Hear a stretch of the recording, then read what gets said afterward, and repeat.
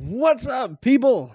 I'm the Godless Engineer, and tonight we are going to be talking about a few stories that have cropped up in the most recent days that are pertinent to the secular community.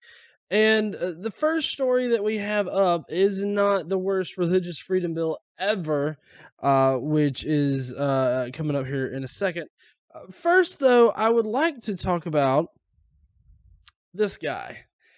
This guy was murdered by his father. And the press is saying that he was murdered because he was gay, but the exact circumstances of his death are not directly tied to him being gay.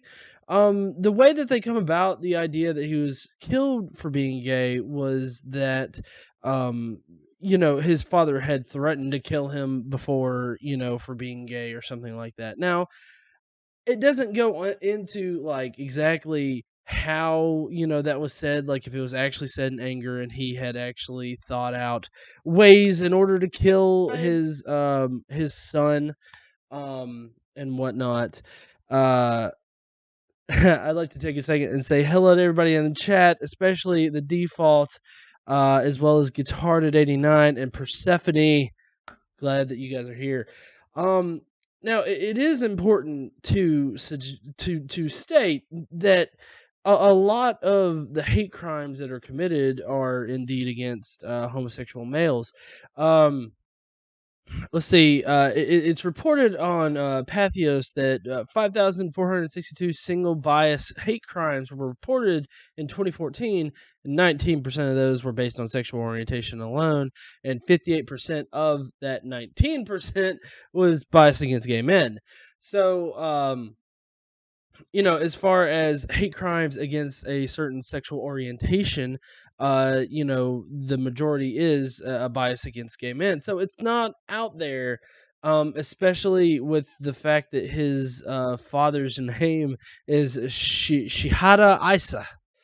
He was 69. And it kind of screams a little bit of a Middle Eastern kind of mindset. So I don't know if maybe that was the case or what, but the only link to it has been that he's threatened to kill his son before for being gay. But there are extenuating circumstances for this particular instance, in that the father and the mother were trying to evict their son. Apparently, their son had vandalized the property and whatnot. So when the cops arrived there, the mother had been stabbed in the house, and he, Amir Isa, who is pictured, he was found outside, shot with a shotgun blast. Now, the father has indeed admitted to killing his son with a shotgun, but not over sexual orientation. And the reason why I'm bringing this entire thing up is the fact that while I'm skeptical of this particular story, that doesn't diminish like the kind of bias that we see against the homosexual community in America.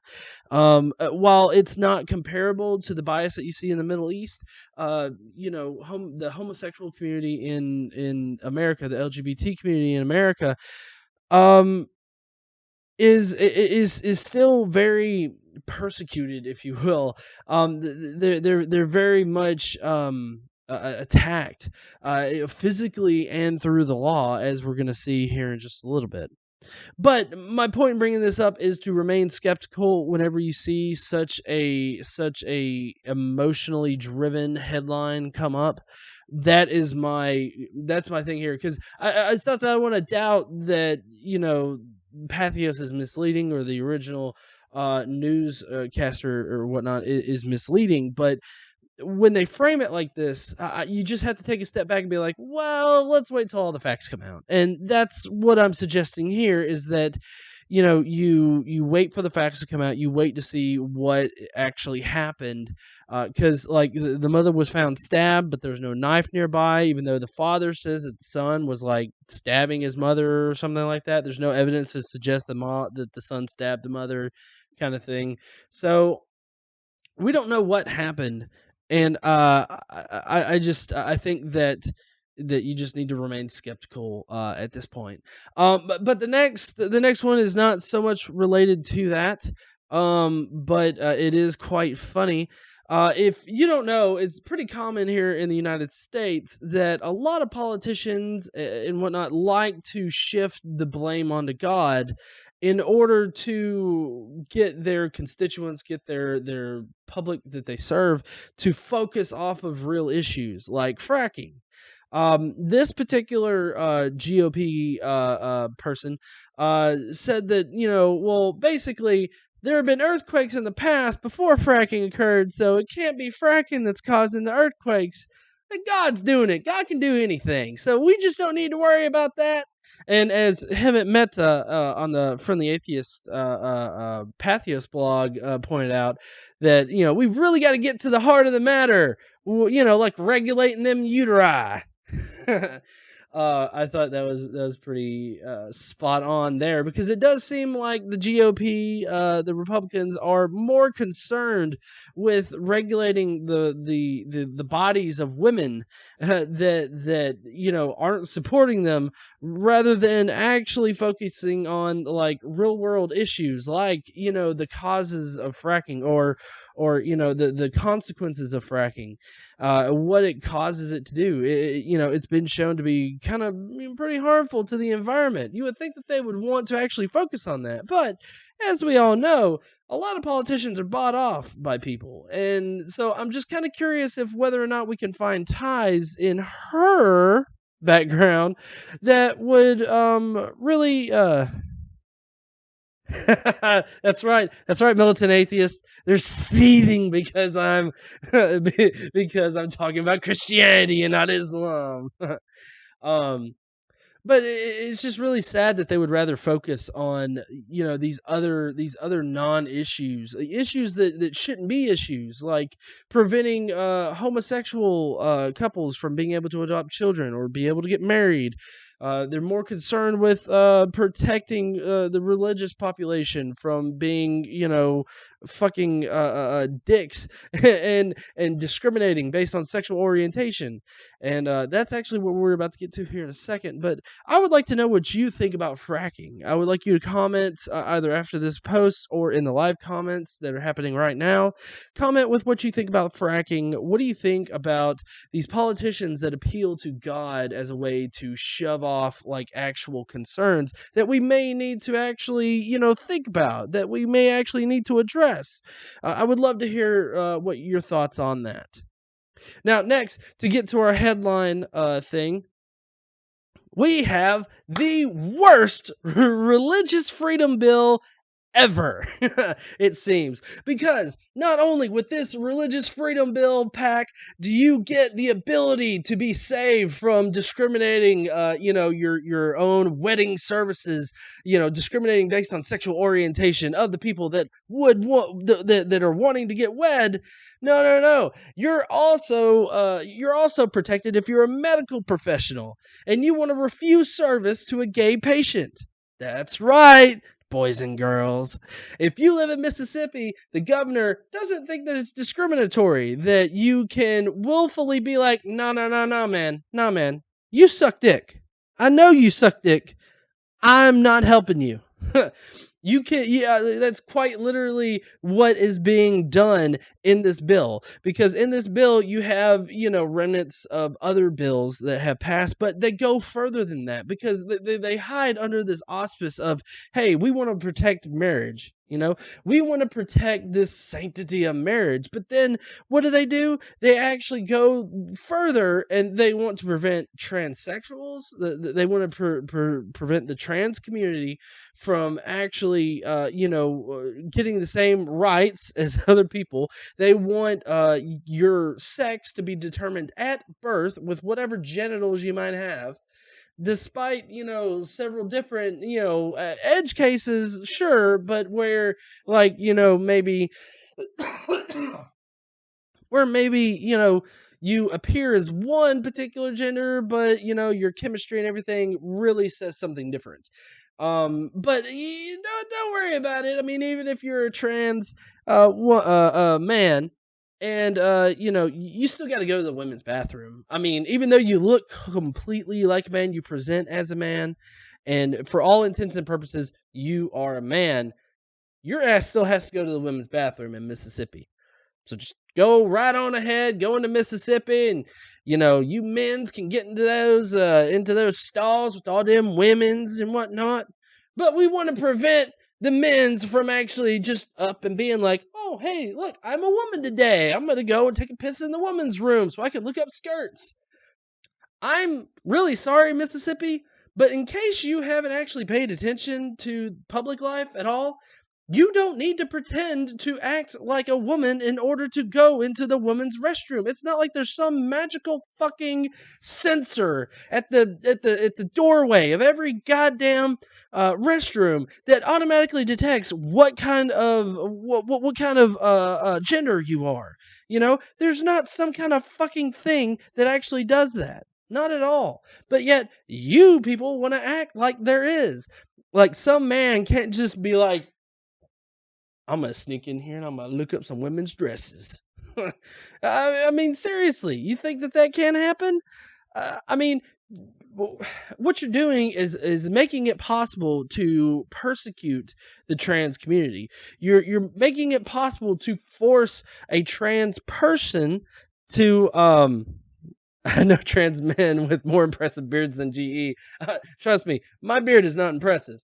But they're just it's just another thing that what they can do in order to make the trans community conform to their pre-existing ideals. That's what they're doing. They're wanting to force them to do it.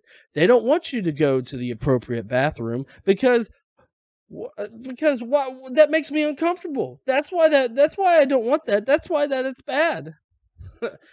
Let's see. The bill then protects those who decline treatments, counseling, or surgeries related to sex reassignment or gender identity transitioning, or declines to participate in psychological counseling or fertility services. So they're wanting to completely restrict the gay and homosexual community, as well as with the trans community, from being treated like normal fucking people, from getting the same kind of services. And if you don't think that this bill can be used not just on the trans community or the LGBT community, then there's this one curious case out of Mississippi that just came up. This is Erica and her husband Stanley. Now, in case you haven't heard about it, Erica and Stanley recently got evicted from their RV park, I guess is what it is. They were renting it. The landlord was oh so happy about having them as tenants one day, and then when he found out that her husband was black, all of a sudden it's like, oh nope, my church has got a problem with it. Well, actually, here's what he technically said in full Southern. Hey, you didn't tell me you was married to no black man. And of course she said that there's no she didn't realize that would be a problem. I mean, fuck, it's 2016. You wouldn't think that would be a fucking problem. But no, he comes back with, oh, it's a big problem with the members of my church, my community, and my mother-in-law. They don't allow that black and white shagging. I mean, holy shit. Really? I have to worry about, like a woman has to worry about where she can live because your church, your community, your mother-in-law has a fucking problem with it? What the fuck is that? And then she, of course, explains that they're not shacking, they're married. And then he goes, oh, it's the same thing. It's not the same thing as shacking. I mean, if you live with someone you're not married, that's technically shacking up. I mean, I don't know if that's like a Southern thing, but I mean that's what it is.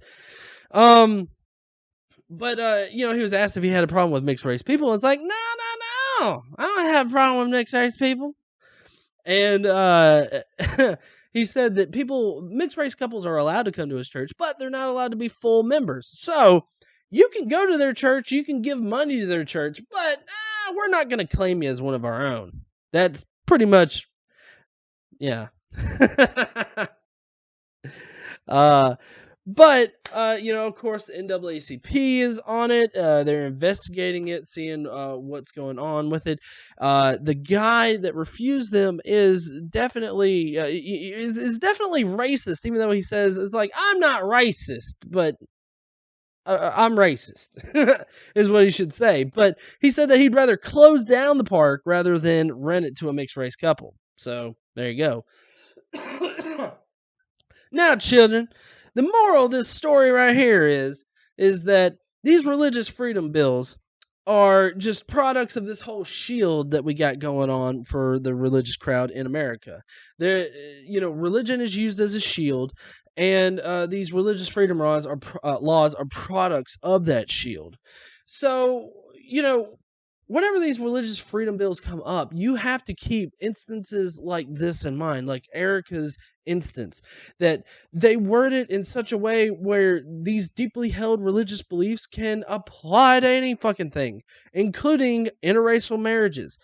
There was a pastor up in Tennessee which actually got this channel on a 6-month strike because I found his website. I was directed to it. I looked at one of his sermons, and one of his sermons was very racist. And it was a Happy Valley Church, I think it was, up in Tennessee. Anyways, I put it on the channel. It got recognized by Raw Story and whatnot. It got a lot of views, but they ended up taking it down, giving me a strike. So, which was well within their rights. That wasn't fair use. I pretty much cut out a section of his sermon and I just uploaded it. But there are many churches out there that do preach, against mixed race couples. They preach that, well, I'm not gonna marry no mixed race couple, and they're not welcome in my church. It's like, it's fine if you want to be a black person coming in the church, but don't you fuck the white women. You understand me? Them white women's is for us. Look into my eyes.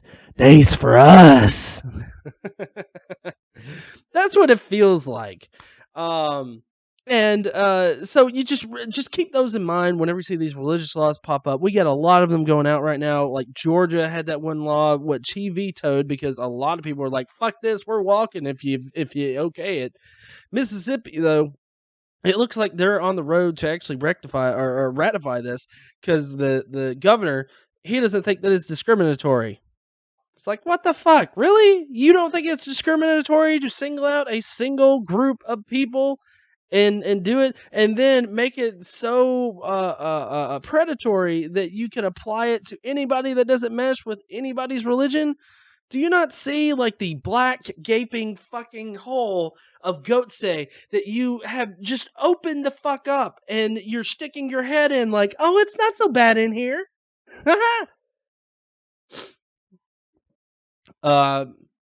But yeah, okay, so next and final story tonight, of course, is preachers. Specifically Catholic priests and whatnot. If you guys haven't seen the Spotlight documentary, I would highly suggest you grabbing that rental and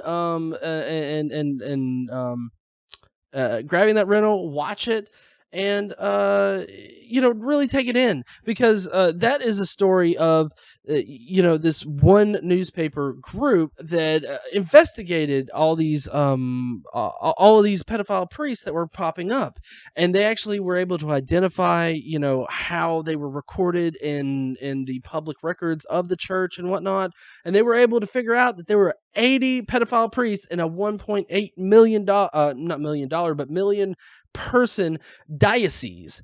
Okay, and so basically this place in Altoona, Johnston, Pennsylvania is about 11 and a quarter times worse than what was found in the movie Spotlight.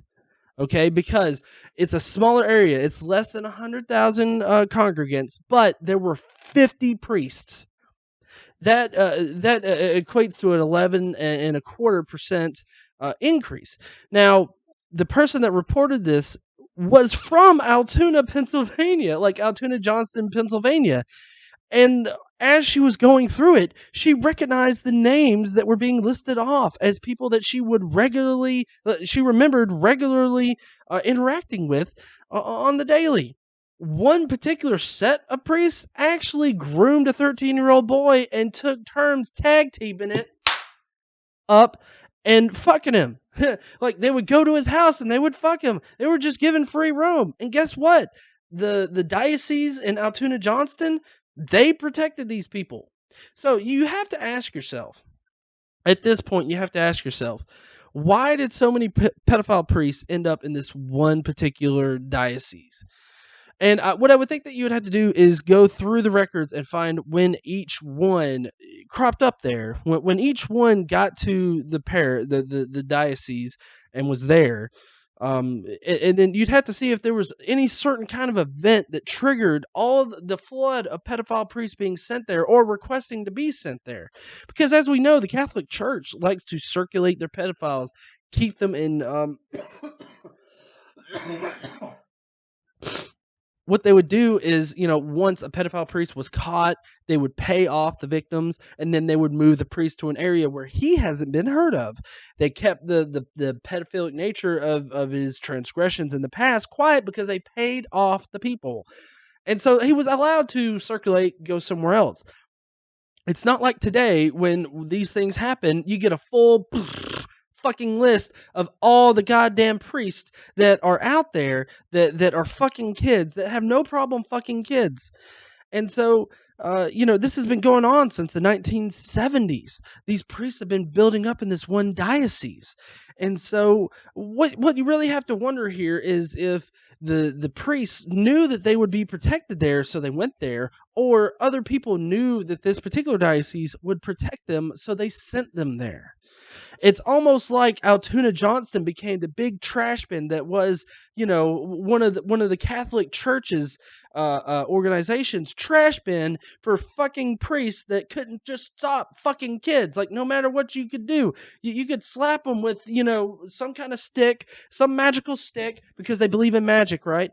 Slap them with some kind of magical stick that's like, haha, don't fuck kids. And they just wouldn't get it. It wouldn't get through their heads. So guess what? They sent them here. Now, here's another thing you got to ask yourself. You got to ask yourself that how many of these trash cans are out there? How many across the nation are there where these pedophile priests are just being basically herded to, so that they can fuck the population there? It's like you put them there, and then it's like, oh, I don't see them, I don't hear about them, they're not a problem.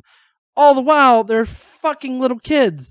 And just because you don't hear about it, just because you don't think about it, just because you pray your little heart out at night to God, being like, oh, I'm sorry I sent all those pedophiles to Altoona Johnston so that they could fuck little kids and groom 13-year-olds so that a set of guys could just tag team them whenever they fucking wanted to. I'm really sorry about that, God, but I also lost my keys.